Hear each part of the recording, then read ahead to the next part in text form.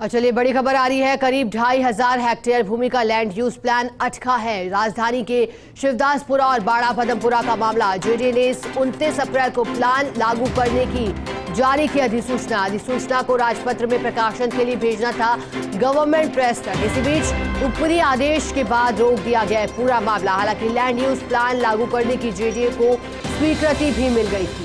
मामले में पहले बतौर जेडीए अध्यक्ष शांति धारीवाल की स्वीकृति और बाद में बतौर मंत्री शांति धारीवाल की मिल गई थी स्वीकृति। आमतौर पर जेडीए स्वीकृति मिलने के बाद ये फाइल नहीं भेजता है। अधिसूचना के प्रकाशन की मंजूरी के लिए जेडीए अध्यक्ष को नहीं भेजता फाइल, लेकिन अचानक मामले में रोक के चलते जेडीए ने फाइल भेजी।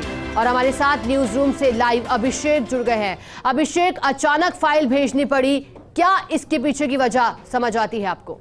देखिए, पूरा मामला हम जो कहानी शुरू होती है वो वर्ष 2004 से शुरू होती है। वर्ष 2004 में ये जो लैंड है, जो 2500 हेक्टेयर जमीन की हम बात कर रहे हैं, इस 2500 हेक्टेयर में से जो 2000 हेक्टेयर जमीन है, यहाँ पर वर्ष 2004 में ग्रीनफील्ड एयरपोर्ट प्रस्तावित किया गया था। मंशा यही थी कि जयपुर में सांगानेर के अलावा एक और इंटरनेशनल एयरपोर्ट बनाया जाए, उसके लिए जमीन आरक्षित की गई थी। जेडीए ने अवाप्ति के प्रस्ताव भी भेजे थे, लेकिन यह मामला लंबा चलता रहा। 2011 में जब मौजूदा मास्टर प्लान जो कि 2025 तक के लिए है लागू किया गया, तब इस लैंड को स्पेशल एरिया घोषित किया गया।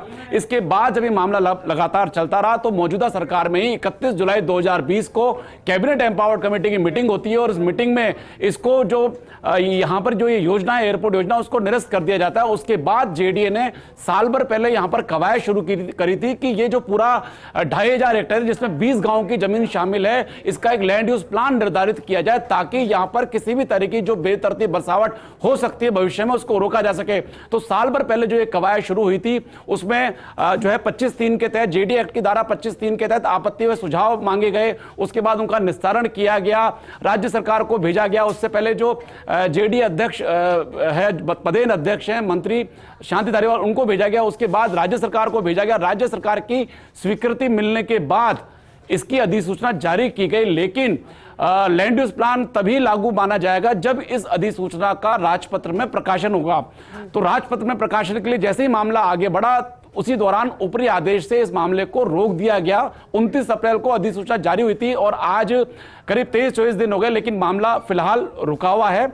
और ये जो पूरा मामला है 20 गांव का है और यहाँ पर जो जेडीए ने भविष्य की आवश्यकता को देखते हुए आवासीय, व्यावसायिक, औद्योगिक और रिक्रिएशनल जो है इसका लैंड यूज निर्धारित किया था ताकि जो भविष्य में जो बेतरतीब बसावट हो सकती है उसको रोका जा सके और एक प्लान्ड वे में चीजें आगे बढ़ सकें। और जिस तरह का लैंड यूज प्लान यहां पर निर्धारित किया गया था तो उसमें एक उम्मीद थी कि जो जयपुर शहर है उसके दक्षिण में एक बड़ा इकोनॉमिक हब बनेगा, क्योंकि यहां पर जो आसपास का जो इंडस्ट्रियल एरिया है वो पूरी तरह से भर गया है। तो लोगों की मांग थी, जो डेवलपर्स थे, जो इंडस्ट्रियलिस्ट थे, उनकी भी मांग थी यहाँ पर इस तरह की गुंजाइश रखी जाए। तो एक तरह से एक बहुत बड़ा इकोनॉमिक हब, जिसे कह सकते हैं कि जयपुर शहर के दक्षिण में एक बड़े इकोनॉमिक हब का उदय होने वाला था, जिसके चलते सारी कवायद की जा रही थी। लैंड यूज प्लान निर्धारित किया गया था। लैंड यूज प्लान में सभी तरह के एस्पेक्ट रखे गए थे, सुविधा क्षेत्र रखा गया है। तो इन सब तमाम चीजों को करते हुए मामला आगे बढ़ा था। साल भर से कवायद चल रही थी, मामला अंजाम तक पहुंचता, उससे पहले ये मामला अटक गया है। अब ये जो मामला अटका है इसको लेकर कई तरह के जो है इसके अटकने के पीछे कई तरह के मायने जो है जानकार निकाल रहे हैं। और ये जो पूरा मामला जो है करीब 2413 हेक्टेयर भूमि का यह मामला है और इसमें 2000 हेक्टेयर जो जमीन है वो पहले ग्रीनफील्ड एयरपोर्ट को लेकर प्रस्तावित थी। जब से ये एयरपोर्ट प्रस्तावित हुआ था उसके बाद से लगातार ये मांग आ रही थी कि इसको एयरपोर्ट के लिए जो भूमि का आरक्षण किया गया, भूमि को जो आरक्षित किया गया है उससे इसको मुक्त किया जाए। इसी मांग को ध्यान में रखते हुए और सारा अध्ययन करने के बाद 31 जुलाई 2020 को कैबिनेट एम्पावर्ड कमेटी की मीटिंग हुई। यह मीटिंग जो मंत्री शांति धारीवाल है उनके संयोजन में आयोजित हुई थी और उस मीटिंग में इसका फैसला किया गया कि इसको यहाँ पर जो ये योजना प्रस्तावित है एयरपोर्ट की उसको निरस्त किया जाए। उसके बाद जेडीए ने यहाँ पर लैंड यूज प्लान निर्धारित करने की प्रक्रिया शुरू करी। प्रक्रिया शुरू होने के तहत जो पूरी पहले लैंड यूज प्लान जो है टाउन प्लानिंग जो की विंग है जेडीए की उसने बनाया, उस पर आपत्ति सुझाव मांगे गए, आपत्ति सुझाव को निस्तारित किया गया। उसके बाद फाइल जो है बतौर जेडीए अध्यक्ष मंत्री शांति धारीवाल को भेजी गई।